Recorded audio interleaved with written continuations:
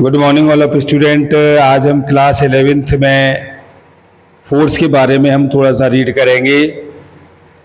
तो फोर्स ये कहता है कि any action which cause pull it और push on a body is called is a force. किसी बॉडी पर हम पुश या पुल फोर्स लगाते हैं जिसके कारण बॉडी अपना शेप एंड साइज चेंज कर लेती है।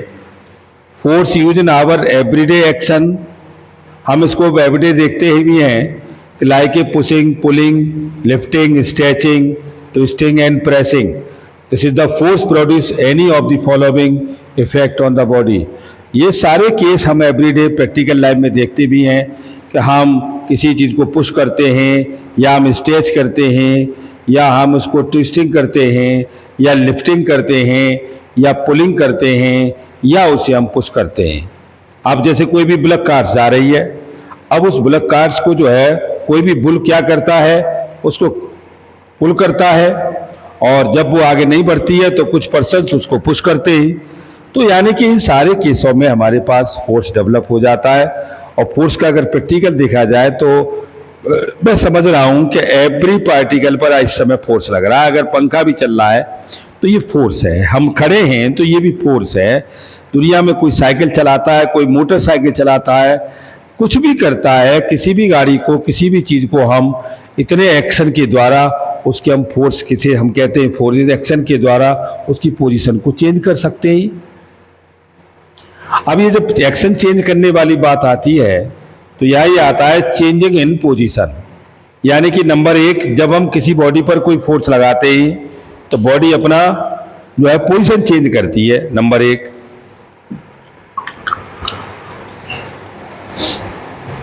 अभी घर से हम साइकिल से चलते हैं तो साइकिल से चलने पर हम क्या देखते हैं कि साइकिल से जैसे हम चल के आएंगे तो वहां से हम अपना पोजीशन यहाँ चेंज करेंगे, यहाँ से फिर वहां पोजीशन चेंज करेंगे। किसके द्वारा? फोर्स के द्वारा। दूसरा है change in state of the rest and motion. Body को हम जब फोर्स के द्वारा चेंज करते हैं तो वो रेस्ट से मोशन में आती है और मोशन से वो रेस्ट में आ जाती है। अब जस्टिफाई है, मोटरसाइकिल चला रहे या कार चला रहे, सामने कोई गाड़ी आती है तो हम क्या करेंगे? सडनली ब्रेक लगाएंगे। सडनली ब्रेक लगाने से गाड़ी को हम अपने में कंट्रोलिंग करेंगे। तो ये भी कहता है कि फोर्स जो है किसी बॉडी को रेस्ट से मोशन करता है और मोशन से रेस्ट भी करता है। इसके बाद नेक्स्ट आता है चेंज इन स्पीड। हम फोर्स के द्वारा किसी बॉडी का स्पीड भी चेंज कर सकते हैं।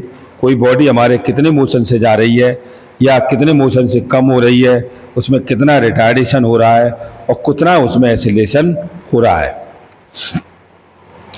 अब बॉडी का मोशन करना, किसी ट्रेन का किसी ट्रैक पर मूवमेंट करना, ये सब स्टेशन पर आती है, पर स्टेशन के बाद जाती है तो स्टेशन पर जब आएगी तो स्पीड चेंज करेगी और फिर वहाँ से लिविंग करेगी, छोड़ेगी तो फिर वो स्पीड चेंज करेगी। और फोर्थ है चेंज इन डायरेक्शन। यानी कि हम फोर्स के द्वारा किसी भी चीज़ की डायरेक्शन को चेंज कर सकते हैं। गाड़ी तेज आ रही है, एकदम हैंडल मोड़ दीजिएगा, गाड़ी डायरेक्शन चेंज कर लेगी। और फिफ्थ है हमारे पास change in shape and size. जब दो गाड़ियां एक दूसरे के कॉलिजन करती हैं तो वो फोर्स के कारण अपना शेप एंड साइज चेंज कर लेती हैं। ये 5 पॉइंट बताए गए फोर्स के। यानी कि number 1 change in position, number 2 rest in motion, number 3 change in speed, number 4 in direction और नंबर 5 इन शेप चेंज। तो यानी ये पांचों जब चीज मिल जाती हैं तब जाके ये फोर्स बनता है। और ये फोर्स ही हमारे पास क्या करता है? पुश, पुल, प्रेसिंग, लिफ्टिंग, ट्विस्टिंग, है ना। ये सारे फोर्स जितने भी दुनिया के हैं ये सारे फोर्स हमारे पास 5 के अंदर आ जाते हैं। नंबर 1 किसके अंदर? Change in position, number 2 change in state of rest motion, number 3 change in speed, number 4 change in direction और number 5 change in shape and size. ये पांचों चीज जब एक दूसरे के कंबाइंड में मिलती है तो वहां हमारे पास क्या बन जाता है? एक फोर्स बन जाता है। और ये फोर्स कैसा है? एक वेक्टर क्वांटिटी है। इसकी एसआई यूनिट न्यूटन होती है। यानी कि ये कैसा है? एक वेक्टर क्वांटिटी है। तो आप यह कह सकते हो तो force is a vector quantity and SI unit Newton. आप इसे ऐसा यूनिट न्यूटन भी कह सकते हैं या इसे किलोग्राम मीटर सेकंड स्क्वायर भी कह सकते हैं। और सीजीएस में ये इसकी यूनिट हो जाती है डाइन, डाइन हो जाएगी। और डाइन की जो यूनिट होती है वो 10⁵ ग्राम सेंटीमीटर पर सेकंड स्क्वायर है। यानी कि हम इसको अगर सीजीएस में जाने तो सीजीएस में भी जान सकते हैं, और एसआई यूनिट में भी इसको जाने तो एसआई यूनिट में भी हम इसको जान सकते हैं।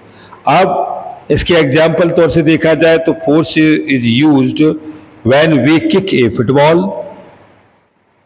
अगर हम किसी बॉडी में कोई फोर्स लगाते हैं किसी फुटबॉल में, तो किक लगाने से फुटबॉल मोशन कर जाती है। सेकंड है, a force is used when we lift a box force the floor. और थर्ड है, a force is used when we stretch a rubber band. और a force is used when the stick hit the ball forward. यानी hockey stick से अगर हम किसी ball को stick करते हैं या किसी बैट से हिट करते हैं तो इनसे क्या होता है, ये फोर्स प्रोड्यूस होता है। इससे ये पता चलता है कि इस बॉडी के अंदर फोर्स डेवलप है। अच्छा, इसके इफेक्ट क्या आते हैं? अगर हम इसके इफेक्ट की बात कर रहे हैं तो इफेक्ट ऑफ द फोर्स में, तो force can not be seen.